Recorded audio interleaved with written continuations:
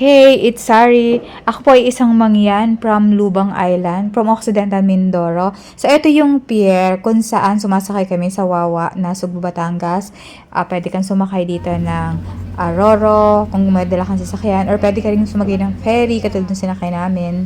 Ang downside lang kapag ferry, medyo magalaw siya, especially kung malakas yung alon. So, ito nga, natatanong ko na yung island namin.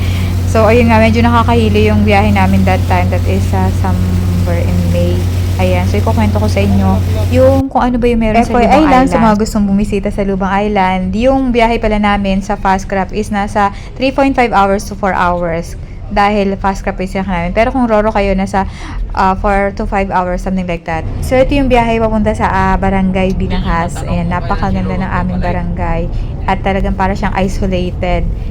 May enjoy nyo talaga sobra dito. Kaya talagang napakasarap magbakasyon sa Lubang Island. Ito yung best feeling na after a year na dito ka sa Manila is makaka-uwi ka finally sa province mo. So, ito yung pinaka-taas. Tanaw mo talaga pag nandun ka sa tip is yung dagat. Ayan. So, ito na yung sa amin.